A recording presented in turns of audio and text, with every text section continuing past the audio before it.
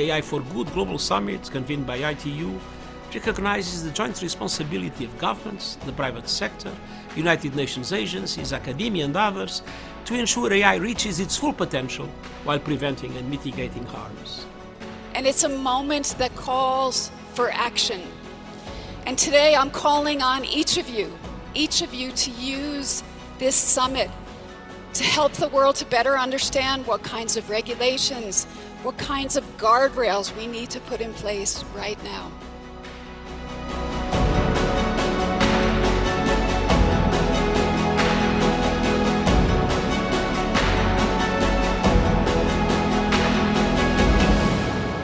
So together, let's make it innovative, let's make it safe, and let's make it responsible for all.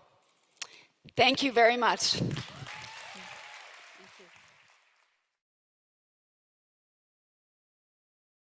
Welcome to AI for Good, the leading action-oriented, global and inclusive United Nations platform on AI. Organized by ITU, in partnership with 40 UN sister organizations, and co-convened with Switzerland. The goal of AI for Good is to identify practical applications of AI to advance the United Nations Sustainable Development Goals and scale those solutions for global impact. In today's session, we're counting on you to use the live video wall feature to ask questions and post comments to help create an engaging discussion. We encourage you to stay until the end to chat, connect, ask questions, and network with our distinguished panelists and world-class AI experts in the neural network. It is now time to kick off the session and welcome our first speaker. The floor is yours.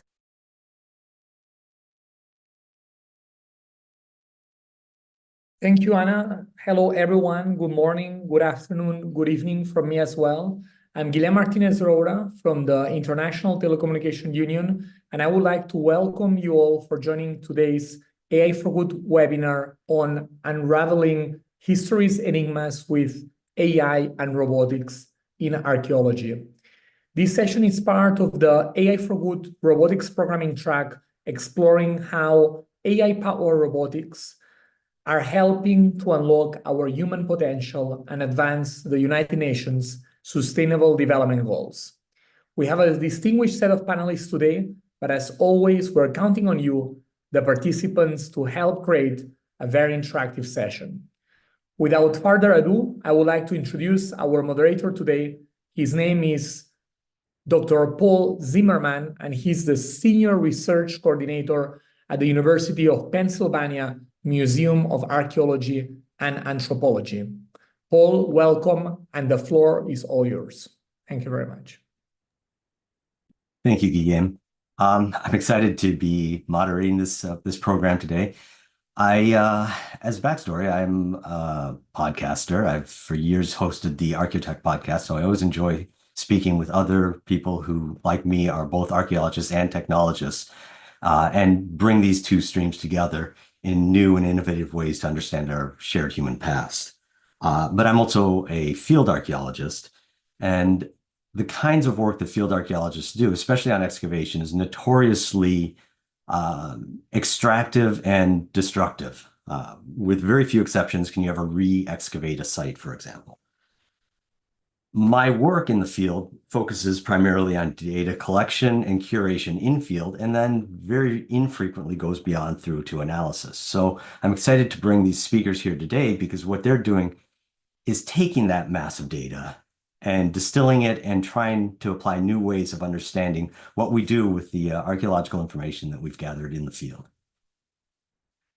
So today we're going to start with Thea Sommerschild and Yanis Asael speaking on their work with deciphering ancient languages.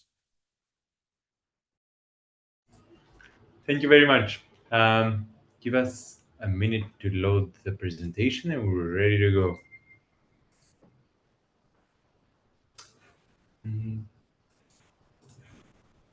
Is it visible? Yep. Perfect. Yes. Okay. So it's really a pleasure to be here with you today, and especially with for such a beautiful cause, AI for Good, because I feel that it's our duty as researchers to demonstrate the positive impacts of how technology can affect and change the future of the world. At the same time, we wanted to present this project to you because it's a beautiful collaboration, and more specifically, an interdisciplinary collaboration between Google DeepMind, where I'm a staff research scientist, and with the University of Nottingham, where Kea co-leading the project is a postdoctoral researcher, University of Oxford, University of Venice, Athens University of Economics and Business, and we're delighted to share this research with you. Now, machine learning uses evidence from the past to predict the future. Today, we're going to tell you a different story, though, because our research is about predicting the past. And because without knowledge of the past, there can be no understanding of the future. And the value of knowing the past and learning from it was recognized by the ancients as it is today and studied by the discipline of history. Ancient history relies on disciplines such as epigraphy, the study of inscribed texts for evidence of the recorded past. These texts are known as inscriptions, and they offer first-hand evidence for the thought, language, society, and history of ancient civilizations. We chose to work on inscriptions specifically because they are written directly by the ancient people themselves and are written by all social classes and on any subject. They give us, therefore, a very diversified understanding of the ancient world and not just history written by the victors. Now, thousands of inscriptions have survived to our time, written all across the ancient world. However, their study is fraught with difficulties. So to break down the key tasks in the epigrapher's workflow, firstly, over the millennia, inscriptions can be damaged and their texts become illegible or lost. Then the inscribed text might have been moved from their original find spots or even illegally trafficked. And finally, technologies such as radiocarbon dating do not work on stone supports on which the majority of these texts are written. So specialists known as epigraphers must firstly restore the missing text and then attribute inscriptions to the place and time they were written.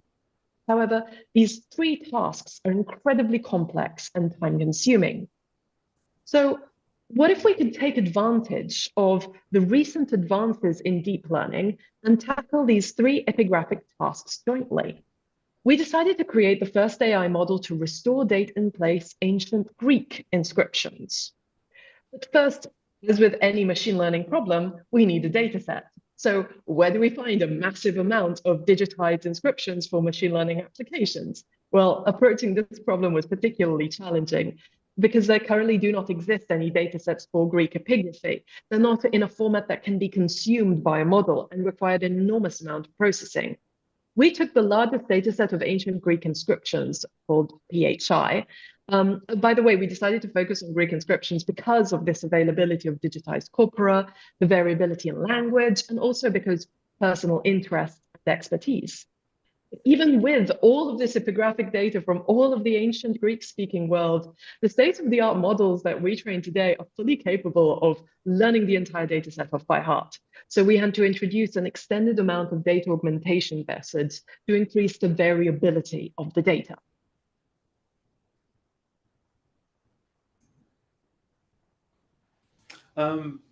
So we tried to achieve that. We did simple augmentations like text clipping or text masking, which is actually the task we're tackling, or deleting words, swapping sentences around, and various other techniques.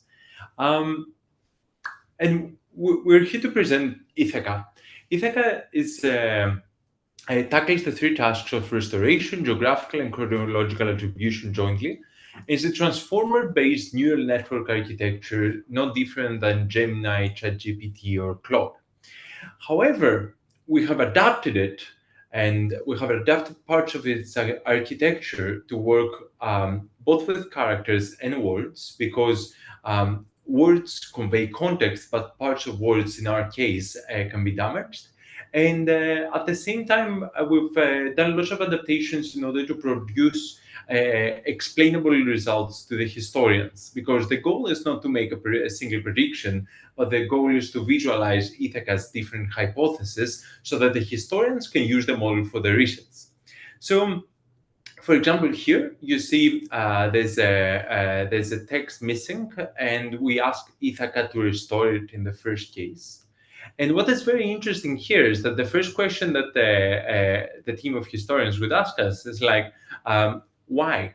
So we try to create visualizations of like trying to answer these complex questions so that historians can then justify the decisions in their research. For example, here the word alliance, simachia, is being restored. And while the word alliance is being restored, you actually see with the different shadings at the bottom of your screen that the model pays attention to the words Athena, Athenion, and Thessalon, which are the Athenians and the Thessalians who actually formed the alliance. The beautiful thing here is that nobody taught the model about that, but because it has access to all of ancient Greek inscriptions, it can actually capture interesting context like this.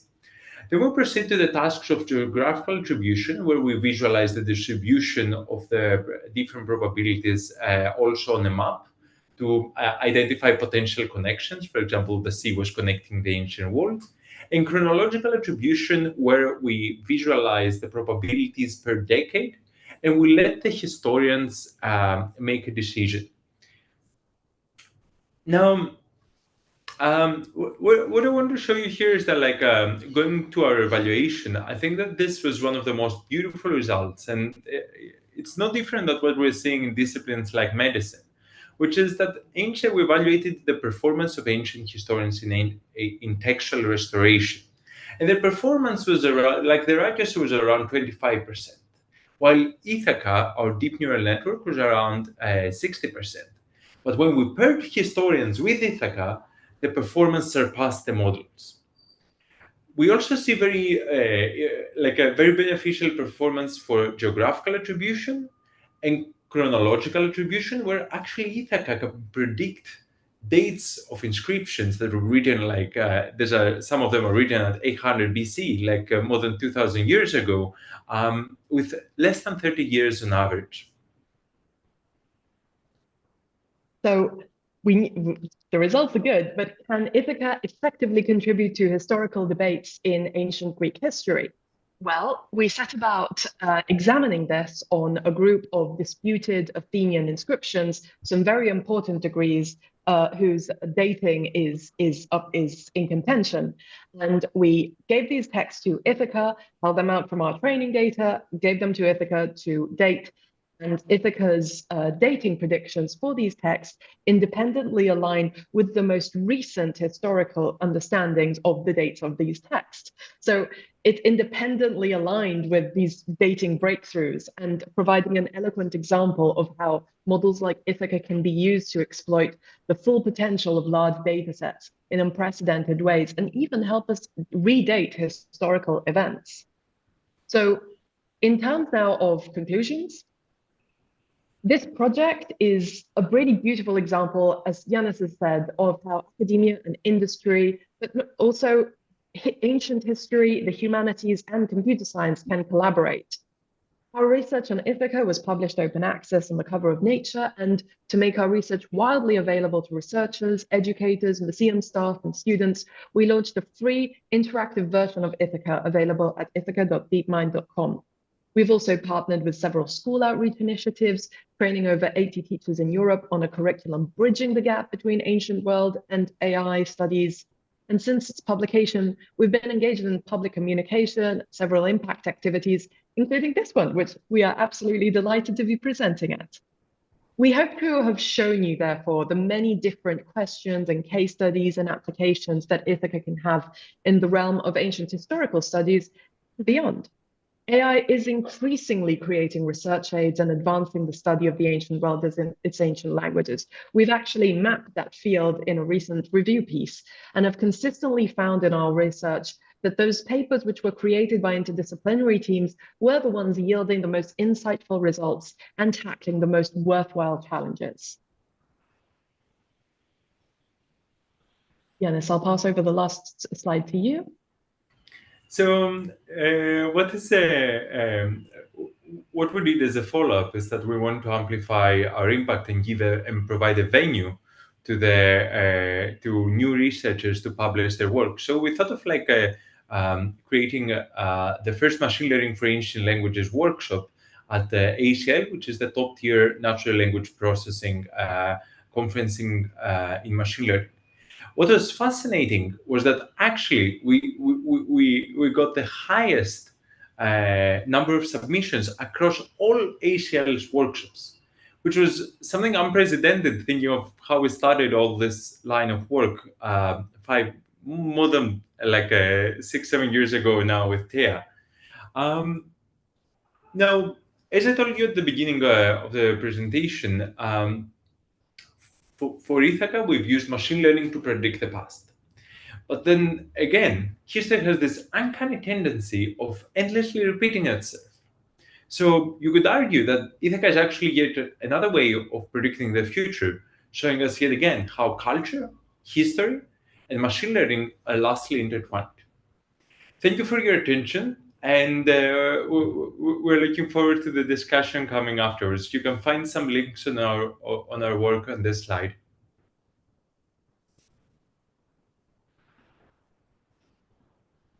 Thank you, Taya and Yanis. I have some questions for you later when we get around to the Q&A session. But this is fascinating work. I was particularly pleased to see what you said you were doing with the publications and with making the research accessible, because that, as far as the UN SDGs go, directly applies to the quality education. I spent 2 decades working as a technologist at a school, at a K through 12 in New York City, and having access to good quality current research in a way that's accessible to students is really, really deeply important. So I'm glad that has been part of your program here. We'll move on now to Alex Branson and Tuna Kalija, and they will be bridging the gap now between large language models to the embodiment of AI in robotics. Yes, I hope this is all sharing correctly. I will be continuing on also talking about language and AI, but not about ancient language, but modern language, talking about ancient stuff. And then Tuna will take over talking about robotics side of things. So just to give you a little bit of background for the non-archaeologists, the problem that we deal with is that we have lots of reports on archaeological activity. Something like hundreds of thousands of reports. And so basically, whenever development is done, when buildings are being built, archaeologists go in and check what's going on there and write a report about what they found. And so this is a large portion of the archaeological activity in the Netherlands, at least.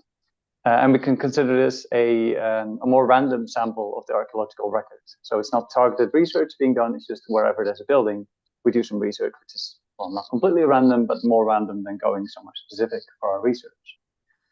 So this giant body of work, like this big data, is very important, but it's quite hard to access. And so this is unpublished gray literature, as it's called.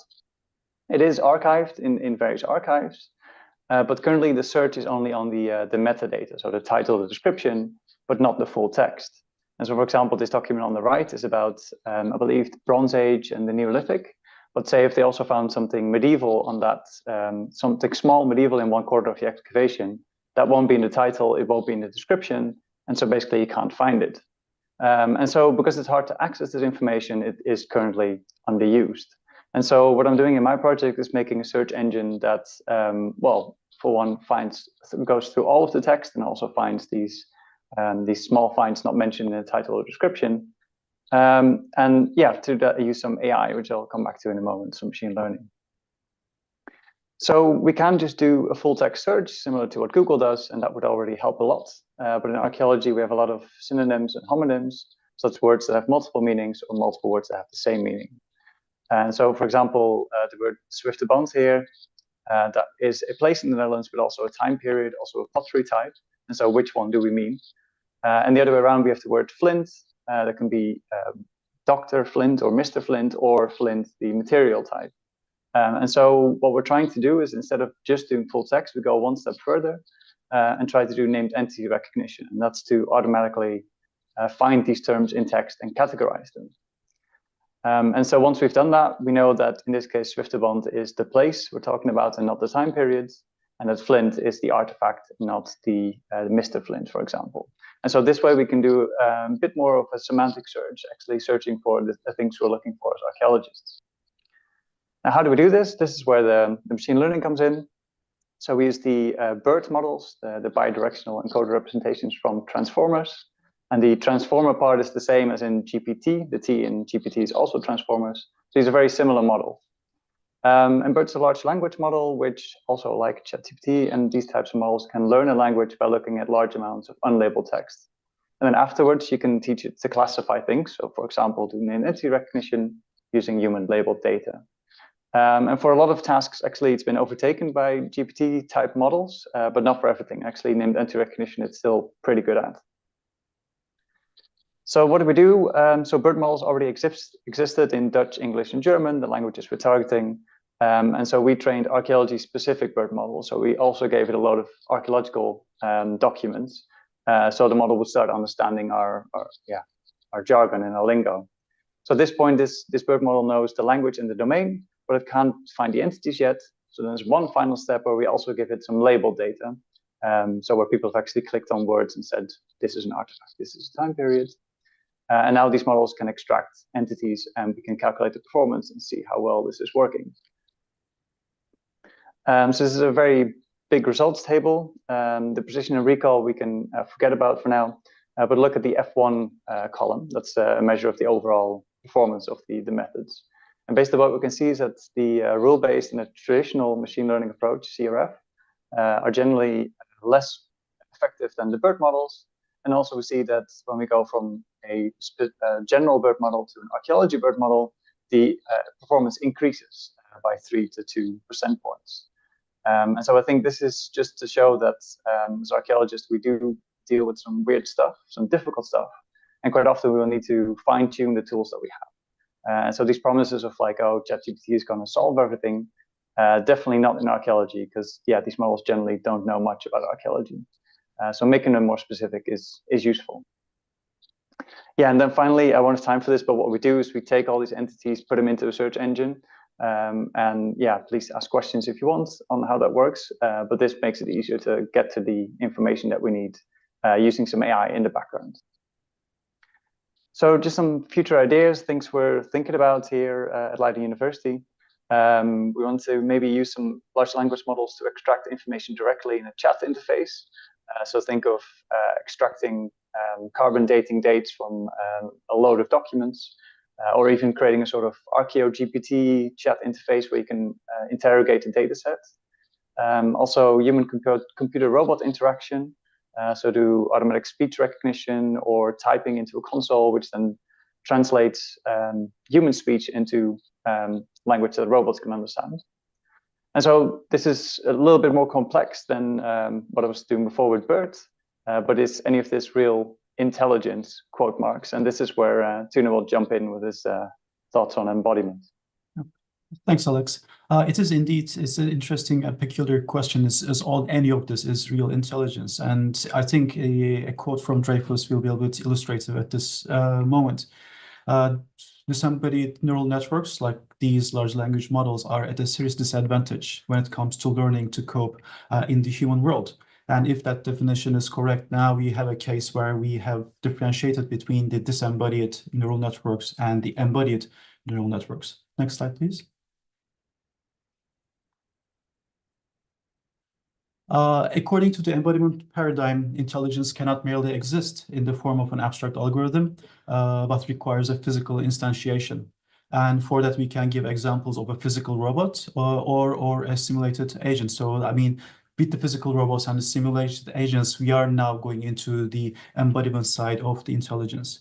And if one is looking for an origin story, I think this embodiment intelligence conversation go all the way back to the Talmudic traditions and the narratives where a golem can be a simulation of an idea of an embodiment. And from that time on, that we are seeing again and again a reminder of how embodiment is important when it comes to the intelligence. I think with the surge of the recent AI techniques, we forgot about these embodied neural networks, but I think in this case, archaeology and history will be a good context providers for the next line of research. Next slide, please.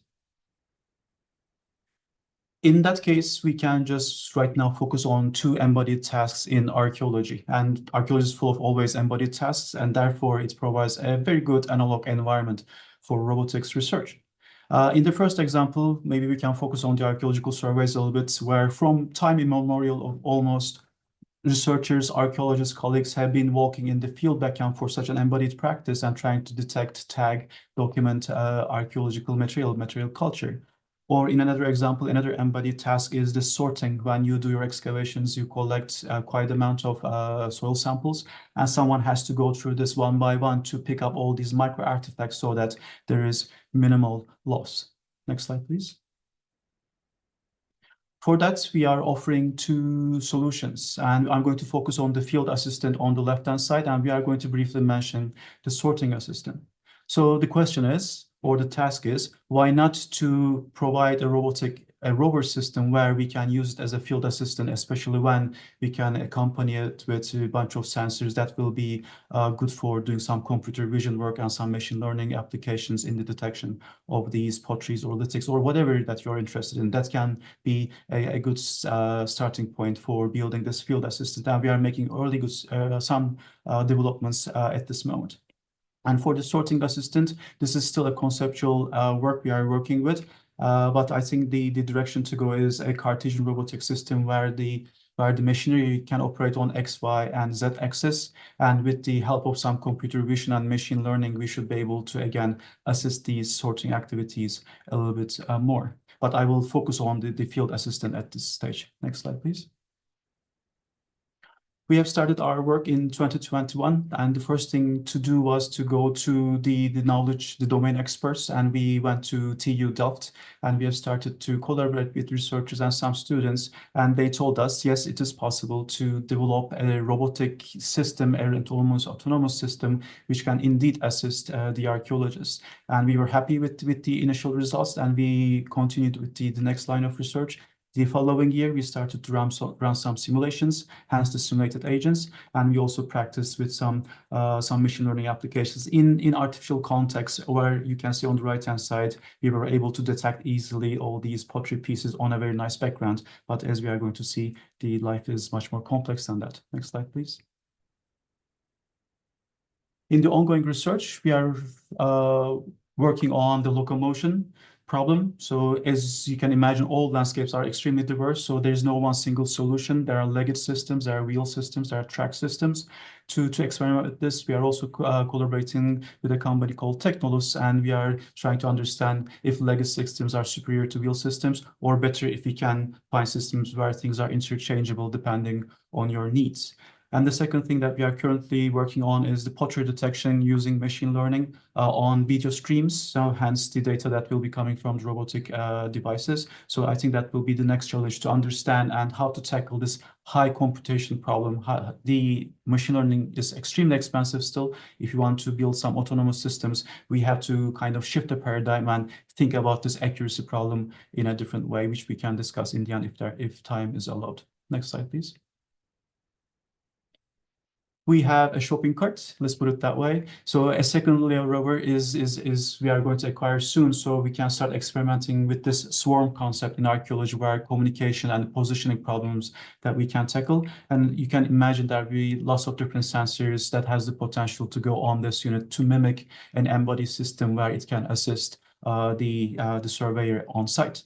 And same thing goes, we are going to also acquire this Cartesian robotic system this year, and there will be some depth cameras and some spectral cameras that will be assisting in solution of the machine learning problems that will be now related to the smaller artifacts. Next slide, please. Of course, one of the things that we also want to push the agenda for is the open hardware. These systems are extremely complex and can be expensive, especially for the university settings.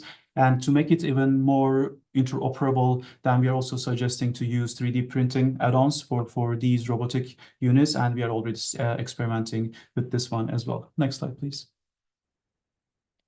And here are some of the discussion points.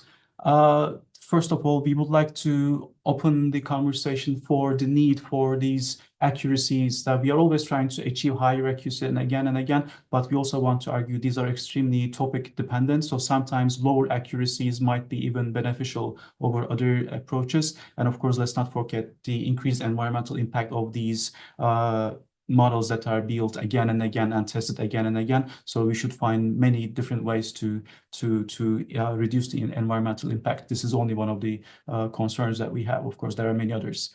The second thing is archaeology and robotics are extremely interdisciplinary. So this is kind of unique in this case. How are we going to challenge this super interdisciplinary tackling? The other discussion point can be is how we are going to approach this new paradigm, new trend in the human species. Like, as in the past, we invented fire, we invented stone tools, we invented wheels. Now we have invented robotic devices where they are going to have an important component in our everyday life. So what can archaeology say about this? And then in following, how can we insist a robot is not a simple technical object, but a socio-technical phenomenon? They are completely two different things. And finally, maybe not the most important, but sometimes we forget this, but what is the impact of automation on archaeological labor and knowledge production? Thank you very much. Next slide, please. And we are happy to have all your questions in these email addresses or that website, and we are open to any kind of collaboration and communication. Thank you.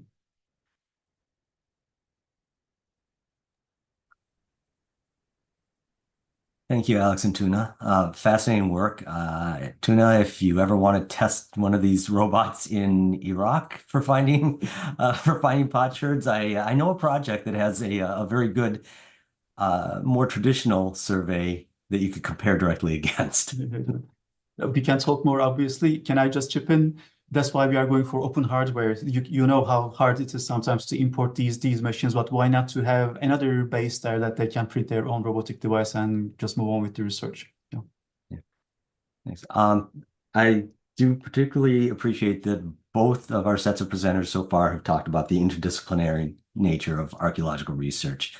It's something that initially attracted me to the field, and the way that we can bring in such a broad range of different kinds of practices, different kinds of research, computer sciences, social sciences, historians, linguistics, all sorts of different things are inherently part of the same field.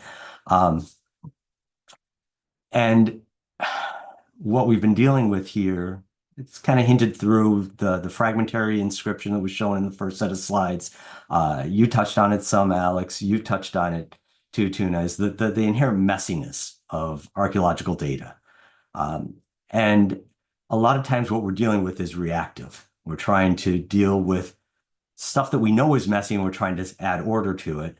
And so maybe I'm forcing this here, but our next speaker, Iris Kramer, is looking at the world from the sky and trying to understand it in a way to decrease some of that messiness in a way that's not dissimilar from what everybody else has been talking about so far. So Iris, I'll hand it over to you.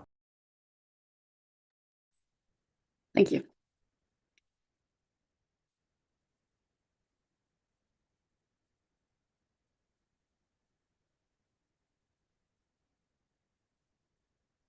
Hope that's sharing okay. Yeah, thank you very much for the introduction. I'm very excited to be here and talk about what my journey has been into using AI in archaeology, and currently, to map historic landscapes throughout history to support planning and making informed, sustainable decisions for the future. So, quick background on me. I started in archaeology and then did a PhD in computer science later, specifically to detect archaeology in the landscape with AI. And my journey has taken me from academia into starting my own company, which has been funded in various ways, and we've got lots of different customers now. So where it all started is I was very interested in how we detect archaeology in the landscape, and can be done through many different sensors. So there is aerial photography and LiDAR and basically what we're looking for is what is underground or what is still left with a little humps and bumps, which we can find through the LiDAR. But when something is underground, we can only, if there's no more remains on the ground with the humps and bumps, we have to use crop marks as a proxy. So that is when the crop is stressed and can't grow very well in a summertime. And then you can start seeing those different colors in the landscape. But yeah, we all need then this perspective from the sky from either satellites or aircraft mounted sensors. But yeah, you could imagine that kind of process is a very manual process. You're looking for a needle in a haystack. Archaeology isn't everywhere. It is everywhere, but it's all on top of one another. It's all in, if you're looking just for burial mounds, you'll have to they are stretched out all across. And so you need to either spend many, many years looking for them, or you could potentially like speed it up with AI. And once you know where things are, you can start to protect it. If you don't know where they are, then yeah, they are at all sorts of risks. So what I did in the PhD was specifically using deep learning for automated detection in archaeology. So what we need for that is an image from a satellite or a LiDAR sensor, and the locations outlined with polygons or bounding boxes of where those objects are. And then internally, the AI will take that combination to find those objects that you've outlined and find other objects that look like it. So internally, the AI, the deep learning model will learn all the kind of combinations like lines and edges, color blobs that make to find those kind of objects, and that have the unique fingerprint kind of that matches it.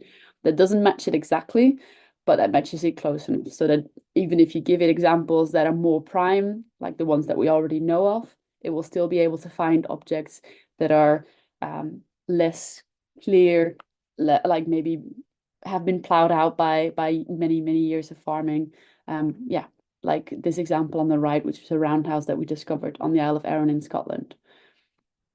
So that was the PhD, that was research, but then I wanted to, have the impact on what we can do with this kind of technology across large areas, across national, international opportunities. And in research, there's a lot that you can do with that, but not as much funding goes into research of archaeology.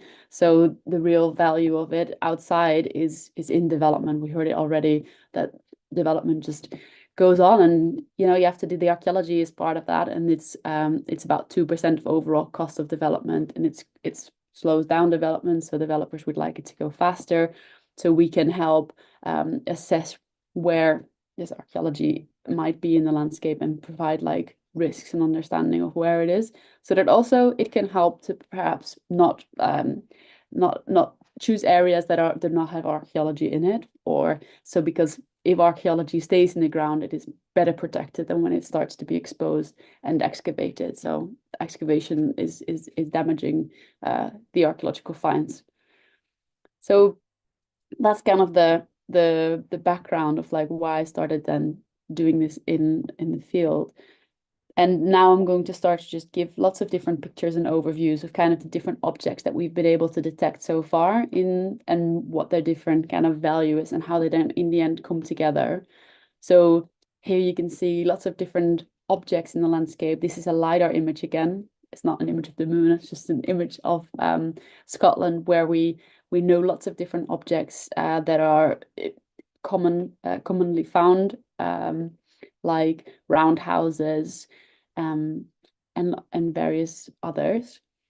And it works on these types of objects, also on lots of different things like hill forts, ridge and furrow in the landscape, which is medieval ploughing, quarries, that here we've found. And then we've also done like lots of projects more specifically focusing in on certain objects that are of specific value. So ridge and furrow is medieval ploughing again, but some of it is better preserved than others. And because it's a very common object in the landscape, we were very interested, well, the Forestry Commission has been very interested to understand where they are, how well they're preserved, to understand where they might promote woodland creation and where they might avoid it, so that the good stuff gets preserved. So we've established then, first of all, where the ridge and furrow is, and then assess how well it's preserved, and then maybe threshold where it needs to be protected. And then we can also date it with various techniques of how unique it is. It could be like medieval, or it could also be later plowing methods that were more mechanized. And then we can start doing that kind of thing on a national scale. So our models of this ridge and furrow have been drawn out to a national scale, so we can start understanding where those heat maps are, where the intensity of ridge and furrow is, and also how often actually it appears in the landscape. Actually, we found that 3% of England still has some ridge and furrow on it, so that's a huge amount.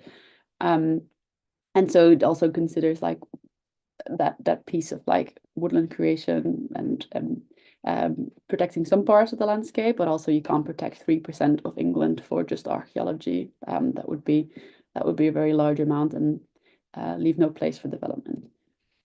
Then other objects and other data sources that we've used are these aerial imagery to look for crop marking. So here you can see some burial mounds with some circular patterns, where the AI has found those also with good accuracy.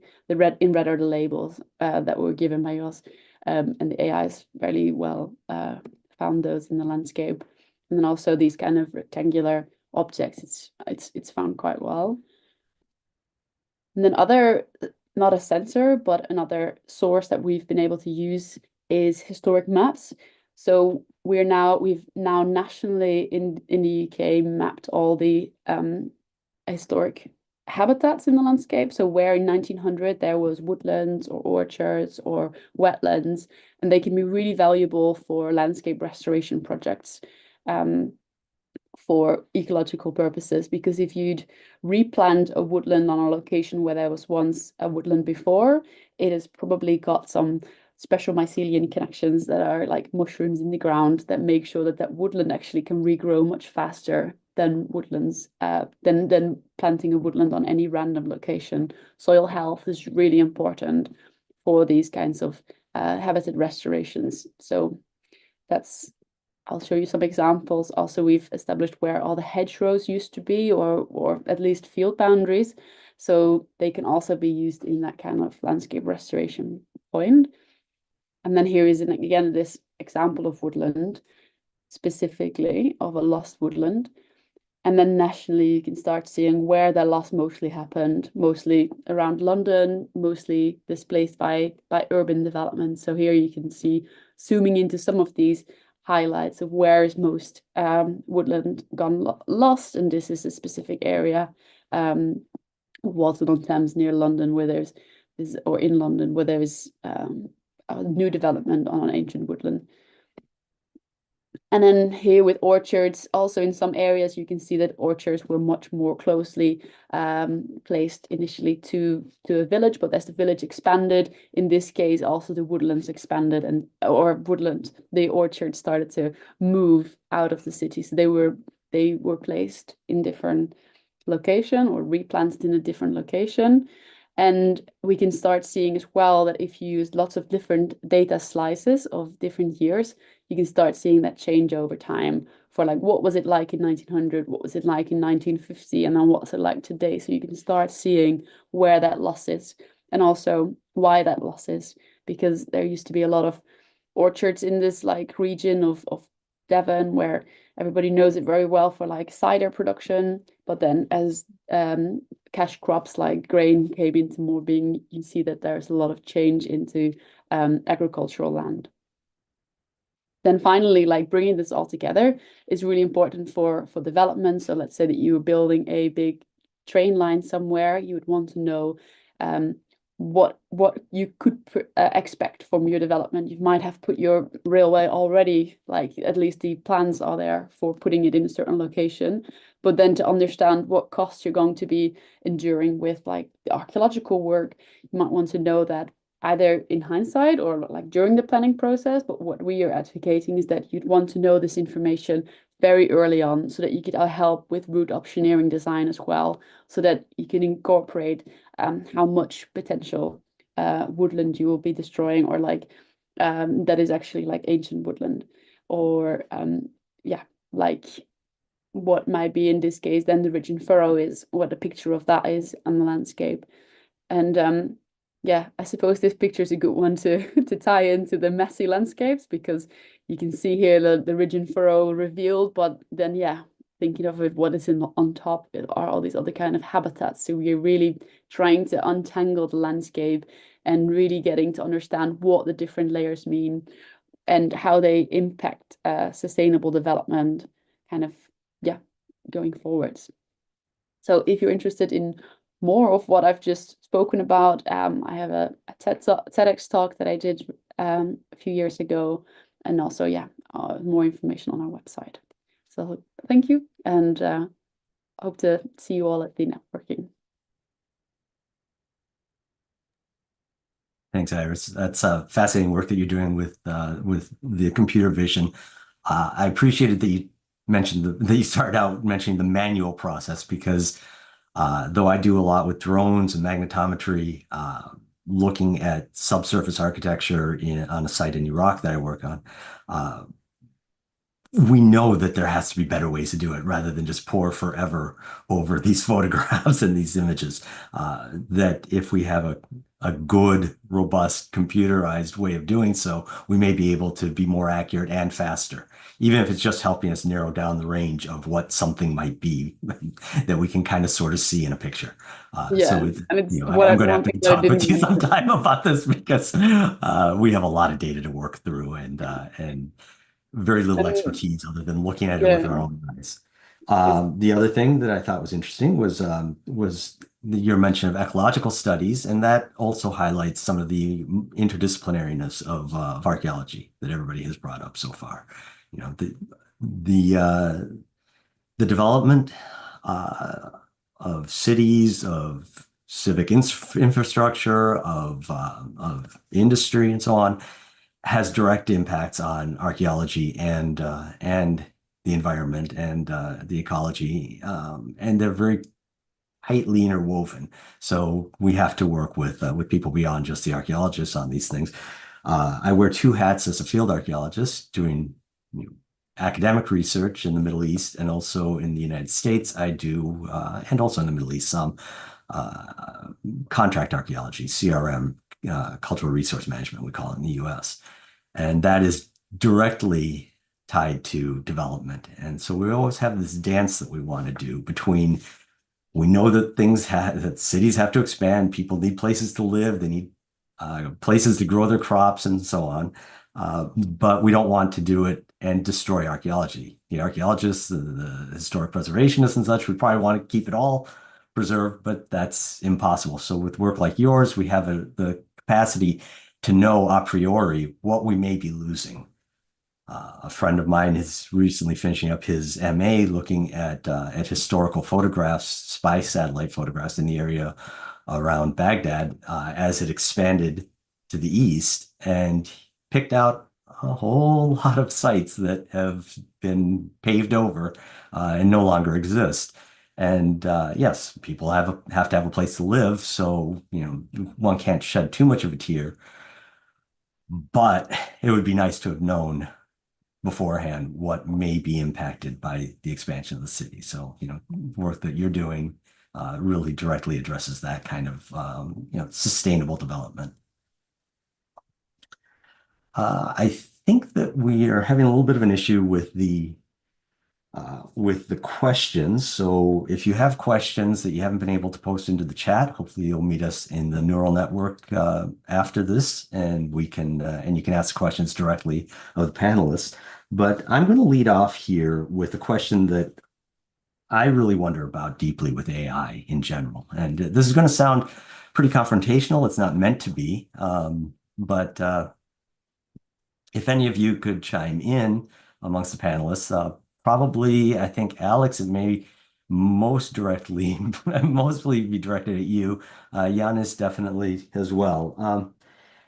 and that there is a lot of skepticism around AI right now. It's become a very big marketing buzzword. And so I was having a discussion with another colleague, and she was really excited about using a particular public LLM because she found that the results that she could get to synthesize data were really good. And so she showed me an example where she asked a question about work that she knew in India, and the response that LLM gave her was quite good. So challenged me to do the same. So I asked about a question about a site that I worked on in Petra in Jordan, and the first answer it gave me was not particularly good. So I narrowed the question down to ask something specific about it was the Great Temple excavation that I worked on in the 1990s. And it's notable for having, well, amongst other things, it's notable for having elephant heads on the column capitals, which is highly, highly unusual. So I asked it to describe the colonnade of this building, and it came back with just a generic description of a colonnade that could have applied to any classical building or any building in the classical world, and it mentioned nothing about those elephant heads. So my question is, it gave me authoritative sounding answers that in the first case was a little wrong, not terrible. In the second case, omitted what I wanted to see, what I knew beforehand. How do we know when these kind of language models are good enough to be relied upon? Yeah, if I could start. So I think the main issue is that we sort of anthropomorphize these models sometimes. We see them as actual entities that can do things, that understand things, that know things. Well, really, like these GPT type models, these LLMs, they're basically just text prediction. They're optimized to sound human. They're not optimized to produce truth. And so I think, and this is like a problem where anything that's sort of marginal, that's not commonly discussed. So, for example, these very specific column heads with elephants, if it doesn't happen to be in the training data of such a model, or if it only occurs very few times, these models will just output something that sounds very, like you say, very authoritative, very like knows what it's doing, because it's been optimized to sound human, basically. So it can do that very well, but it will tell you the wrong thing because it just happens to not know it. And so internally, the model will just be, well, statistically, you talk about these columns, and I know I've seen some stuff about columns, so I'm just going to repeat this sentence or some words from this sentence about other ones, but because I don't know this specific one. And so basically, these LLMs on their own are a big issue with this. I think what we need to go towards is more retrieval augmented generation, or a RAG, as it's called, where basically you have one of these models and you plug in a data set. And so then you can actually interrogate the data set directly through an LLM. So the LLM is only the sort of interface, but it's getting this information from true sources. And then we can actually see, oh, this is true because the LLM will tell you it's cited, it's from here, this document, this sentence. Somebody said it's about columns with elephant heads, or whatever you want to know. So we need to move beyond what we currently have, even though they're really good and they can generally do a lot of stuff.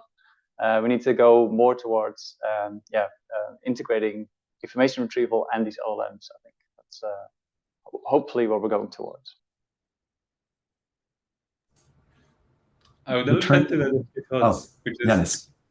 like we're seeing an extremely rapidly evolving field. Like I've been doing deep learning since 2013, and the progress we've seen is unbelievable. What I feel in all this and in all the skepticism, like I like to think it in the following way. First of all, I'm Greek, so I would say coming with with a little bit of a philosophy touch, it's good to doubt about things, and it's good to discuss things because that's how progress is being made. Now, any problems we identify, I don't see them as problems. I see them as open questions to be answered. And that's how research progresses. And I think that we've been seeing amazing work by major industrial labs on how to analyze further results of these models, their internal mechanisms, and understand how this learning process happens. So what it says is that like, of course, there will be skepticism as of using them, and I would strongly encourage anybody to double check all the results, because the action of predicting the next word is a nice way to teach the model the whole world connects, but at the same time, like it may not be sufficient for especially harder tasks where we want to run into conclusions about things. So I'm very curious to see the future in all this, but seeing the progress, and even like specializing into archaeology, seeing like workshops being the top workshop receiving the most submissions in natural language processing conference. I think it's a fascinating future to see of how like these models can impact all sorts of disciplines, and we're seeing this progress happening day to day.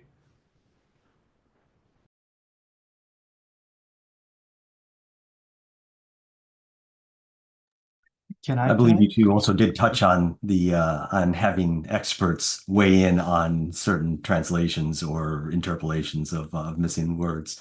So you know, we can't remove the human element from it, especially in something like archaeology, which is the study of the human past.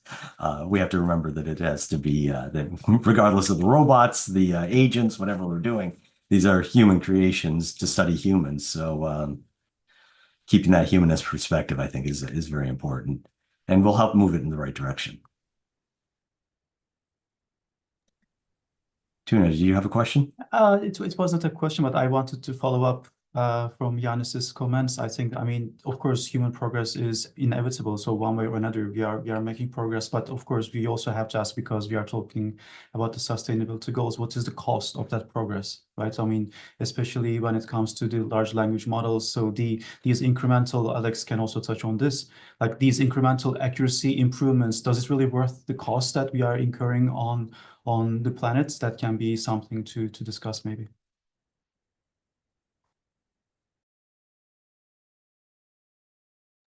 Yeah, there's been a lot of discussion lately in the news about the how much energy is being used for these LLMs, and so I think that's what you're getting at, Tuna. Is yes, exactly. Yeah.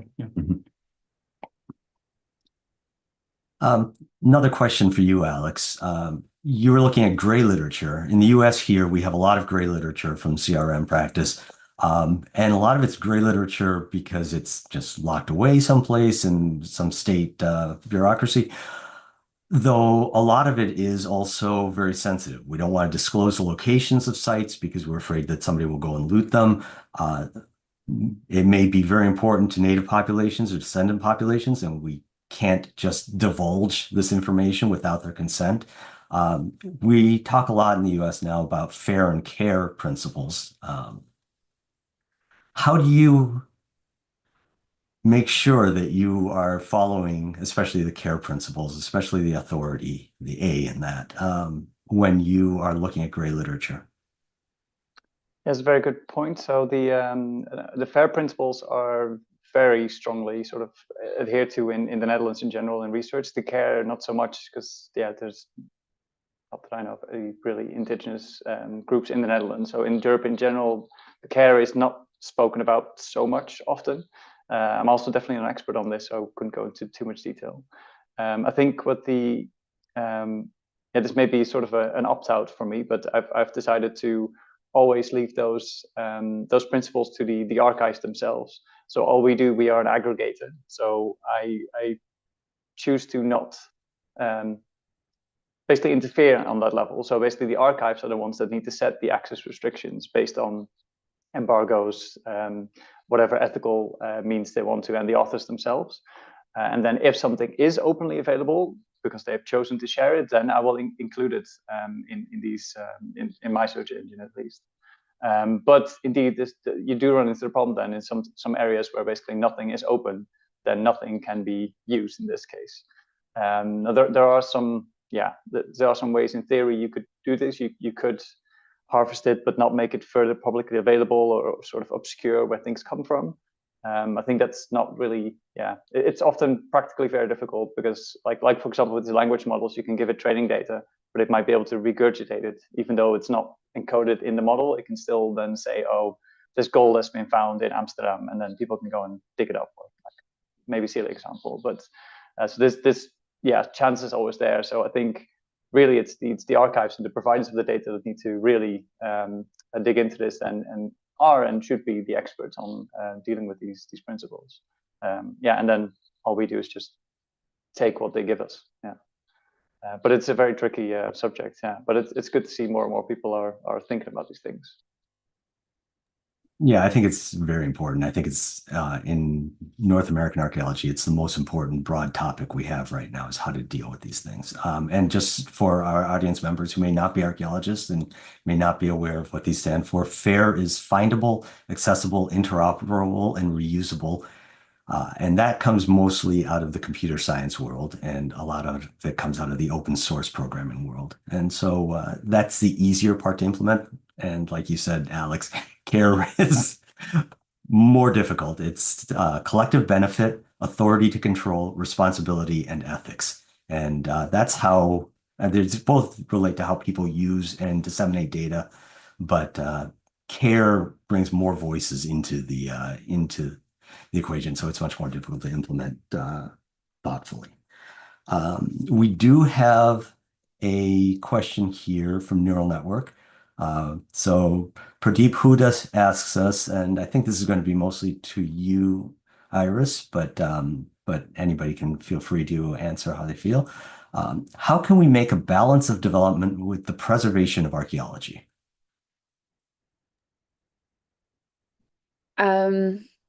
Yeah, this is similar to Alex. It's quite tricky to say from my perspective, of course. Like we do want to give the tools. Like I think AI for us is very much like a tool, and then hopefully like policymakers will make more decisions on that, on what they actually decide how to use it. So what we can do is detect as much archaeology as possible, so that we can have a good understanding of what the inventory is like in a way.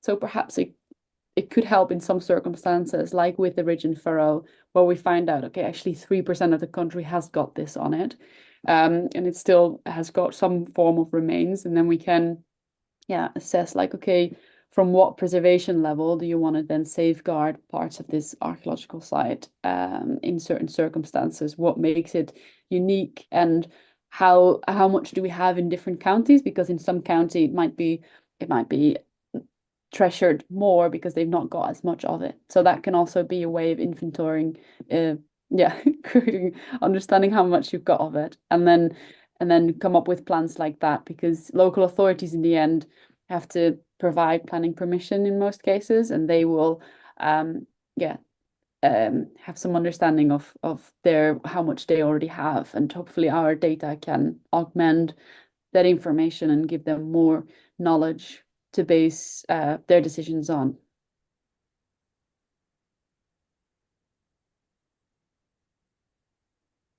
I can't add to that in any way.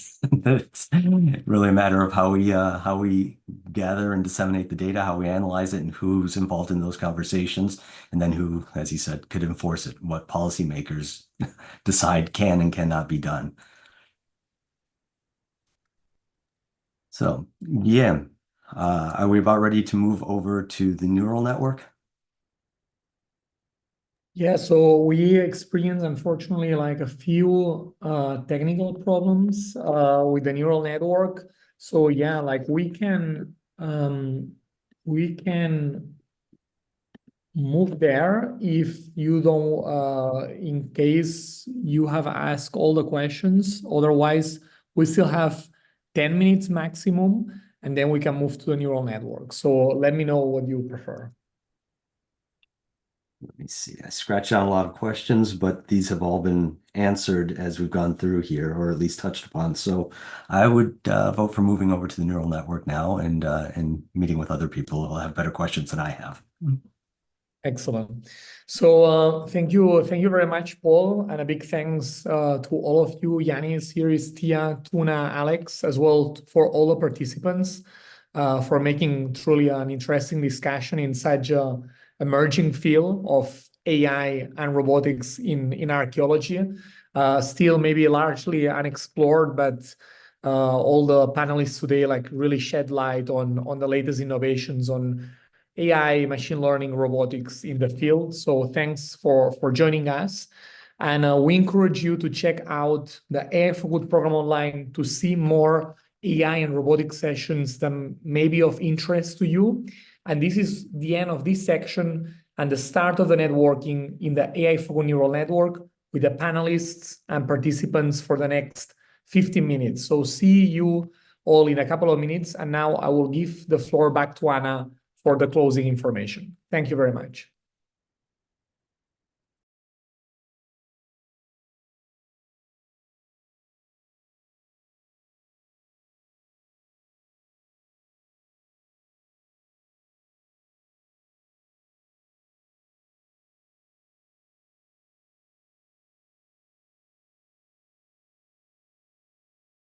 Thank you for participating in today's AI for Good session.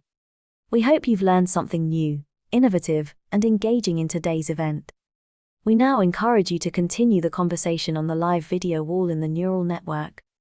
Here you can ask questions, like and comment, share links, complete the poll, connect with interesting profiles, or speak one-on-one using the chat and video function. We invite you to explore the lobby, try the smart matching quiz, visit the virtual exhibits, poster boards, the eShop, and build your personalized AI for Good program. Let's shape the future of AI for Good.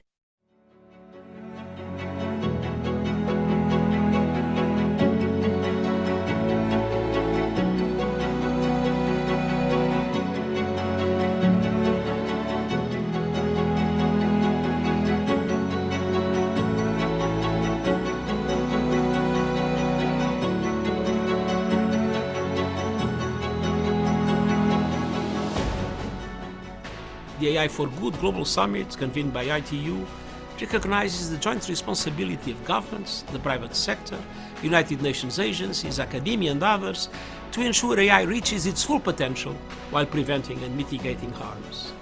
And it's a moment that calls for action. And today I'm calling on each of you to use this summit to help the world to better understand what kinds of regulations, what kinds of guardrails we need to put in place right now.